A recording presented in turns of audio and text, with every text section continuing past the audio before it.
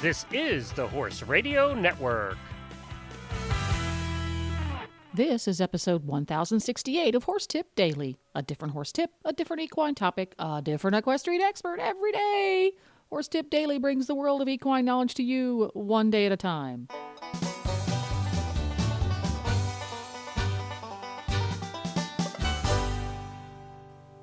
Greetings, horse people. Coach Jen here, and thanks for tuning in to Horse Tip Daily. Today's tip is the last excerpt from the driving radio show's 5 Elements in the Chinese Medicine, broadcast way back in 2011. Glenn the Geek and Dr. Wendy Ying talk about the relationship between the different elements. Sit back and enjoy it again, or for the first time. And we'll get right to it after this from Kentucky Performance Products. He was her first love, the one that started it all. He taught her how to master the posting trot and navigate her first hunter course. They spent hours together exploring the trails and hanging out in the barn. His name was doodled on every page in her school notebook. His coat gleamed in the sun as he met her at the gate each day, snuffling for a treat. From the first time she saw him poking his head out of the stall to the last time she patted him goodbye, he was, and always will be, her everything. This love story is brought to you by Nalox Advanced, providing complete support for a healthy digestive tract, which reduces the risk of colic and digestive upset. The horse that matters to you matters to Kentucky Performance Products. Call 859-873-2974 or visit kppusa.com to order today. We're coming up to our segment of Dr. Ying's Traditional Chinese Medicine Update, and today we are wrapping up the final episode in the 5 Elements. Am I right about that? You're right about that. Okay, good. So today we're talking about how the elements all go back and relate to each other. If you've missed this, it's important that you go back to the beginning of our shows and listen back to them. We do this at the end of every episode. You should be listening to every episode anyway. But if you've missed the ones before, you can just found our show, you can go back and listen to previous episodes where she talks about the 5 different elements and all about this. Today she's going to talk to us about how they all relate, who gets along, and who hates each other. Right. And you know what, Glenn, this is a perfect example. I was going to start with wood, but we can start with metal. Because this show, this whole time, we've gotten off topic like I don't know how many times. It's taken us forever to do this show because Jennifer's left us alone. We are going to be here about dinner time, I think. I know, but because we lost our metal. So you and I have just gone rambling on. And basically, how they all relate together, like I'm saying, like the metal kind of controls us. They like to be That in would a be box. my wife, who's the producer, who has left us to go play with her horse. Left us alone, and now we're not following any schedule whatsoever. But anyway, so how the all elements all relate together, they can have positive effects or negative effects. So the positive effects would be like the element, if you imagine it all in a circle, and I'll put a picture of this up on the website, as you go around the circle, the element that's the mother of the other element is the supporter. That's the nurturer. And so, like, for example, we're starting with Jennifer, who's the metal. So the mother of Jennifer, the mother of the metal is Earth. So, Jennifer kind of gets like, I'm not going to say stuck in a rut, but left to her own devices, she'd probably like do the same thing all the time. Yeah, yes, exactly. So like the Earth is kind of like, laid back, easygoing, and is like ready to try new things. So they'd be like, "Come on, Jennifer, we've eaten the same thing every day. You can't eat a chicken Caesar salad every day for your entire life. Let's go do Mexican food." So with the horses, if you have a metal horse and you're an Earth person, you're the kind of person that would be like, well, you know what? We don't have to school dressage today. Let's go for a trail ride. Or let's try plowing. Which, let me say, I'm not recommending that for dressage horses. But, so that's how those elements can help each other.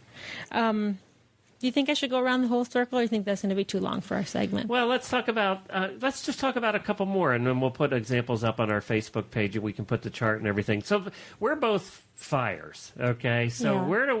who helps us out? The metal? Oh, no, the wood is the mother of our element. Ah, okay. And the wood's kind of like the bossy one. So, like, okay, here's a perfect example of that. You and I decide right now we want to go to dinner and a movie. Which we very well might do. We might. Yeah. But you know what? We'd have to discuss, like, what movie we're going to go to. Then we'd be like, oh, my God, you know what? I remember when I saw that movie, it reminded me of this movie. And you say, oh, I love that movie, too. Blah, blah, blah. And then we talk and talk and talk. We could never figure out what we're going to do, where we're going to go to dinner. And then the wood would be like, oh, come on. We're going to go see Conan at the movie tavern, and we're going right now, 6:30 in 3D. So the wood, like, is bossy and keeps us in line. So that's like the supporting cycle. Those are some examples of supporting cycle. So some examples of there's also an inhibitory cycle, right? So for our element, the like grandfather of our element, of the fire, is the water. And the water is the planner. I mean, the metal stays in the box and they're organized. But the water is the one that is, like, cautious and, like, sees all the ways we can go, like, sees all the paths, and then, like, weighs all the options and then chooses the right path. And, like, kind of can play people like a pawn. So for us, we don't even, like, see that coming, you know? So they can... Yeah, No. we would be oblivious. We would be played like pawns. And that's the reason most salespeople, I taught sales for many years. Yeah. And most salespeople are fires. They tend to be on the fire side. Right. And we are the biggest suckers when it comes to other salespeople. Oh, really? Yes. Because you fall salespeople- for their... Yeah, because we're just... But you don't even write your sales pitch, right? There's somebody in the office writing the big main sales pitch. Yeah, yep, Right? that's right. And that's We're just- the water. Yep. So the way we can relate that to horses is, like, say you have a fire horse. Those are great show horses. But you have to kind of control that in some way. So if you're a... So a fire person, a fire horse doesn't get along very well. they can, but they have to be very skilled. You know, Or they can one of them's going to get hurt. Like with anything, yeah. They can overcome the little incongruencies, but they have to use more skill. It's a little bit harder. But if you're a water person, you already know, okay, you know what? When I go past that big, huge green ball next to the arena, my horse is either going to bolt or is going to, you know, run away or is going to just go by it or blah. They know all the things, and then they plan ahead, and then they bend them away from the ball and get by it. Whereas you and I would be like, oh, look at that big green ball. Come on. And you'd be totally distracted, not thinking about it. Giddy up. Exactly. Oops. We're back out in the parking lot again. Exactly. So that's the way that you can use that with your with the different personalities and how you go with your animal.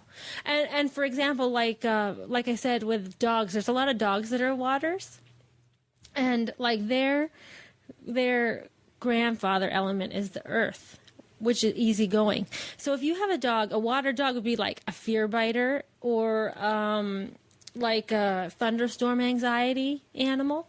So if you're an earth person, you're easygoing. Like, you don't get upset when new people are at the door. So you exude this calmness that they pick up on. But if you're real nervous when somebody comes to the door and you have a nervous dog, then they pick up on that. Interesting. I never thought about it in relation to the dogs. To the dogs, it's really important because they live with us. Yeah, that's true. The cats, I think, for the most part, Well, they don't even care. I was going to say, They like... they run the place anyway. Yeah, they so. know what we're feeling, but they don't care. It's Yeah. not going to bother them. Right. They're doing their own thing. That's right. They're running the place. They're Yeah. in charge, and you better do what they say. But for dogs, it is really important because they have to live with us. Yeah. And that's why it's really important to know those characteristics about yourself before you pick out a dog. Because a lot of dogs that people adopt from the shelters they're unbalanced emotionally because they've been through the trauma of whatever got them to the shelter. So it's interesting because I'm a fire, and Yeah. we got a greyhound. Yeah. A new greyhound, who, by the way, is sleeping right underneath Wendy's I know, feet at this very moment. And so, she would be more of a water, probably. Is she nervous, kind of? Does she not? She gets jumpy at thunderstorms and things like that. And she doesn't like to be left alone. She doesn't like to be left alone. No greyhound does. They always like to have company because they grew up in packs. Right. So at the track, there was lots of them. Yeah. But and you know what else? So if she's a water, and Jennifer's a metal. The metal is the mother supporting element of the water. And you know what's funny is she will not, as you can see, she doesn't get more than 2 feet from me. But when Jennifer's around and it's food time, she knows. Yeah. Well, she has a dog. Yes. And then also interesting is the water, like we were just talking about, is the inhibitory one, the grandfather of the fire. So that's a great dog for you guys, for your family. Oh, good. We picked because her. she's great for you because you like her being around. Doesn't she give you like some calmness when she's around? Yes, she's always right there, 2 feet from me. So that's good because she like kind of tones down your fire so it doesn't get out of control. And then she's supported by Jennifer. So that's a really nice cycle that you have in your family. Oh, good. Yeah. Well, we did it right. You did it right. Well, that just about takes care of it. You can find links to today's guests, topics, or products at horsetipdaily.com. This podcast was made possible through the generous support of Kentucky Performance Products and listeners like you. Don't forget, you can download the free Horse Radio Network app for iPhone or Android and never miss an episode. Just go to your app store and search Horse Radio Network. It's quick, it's free, and it's easy. The Horse Radio Network and the Horse Radio Network hosts are not responsible for statements of guests or their opinions. Use your own judgment when listening to the tips provided by the experts on Horse Tip Daily.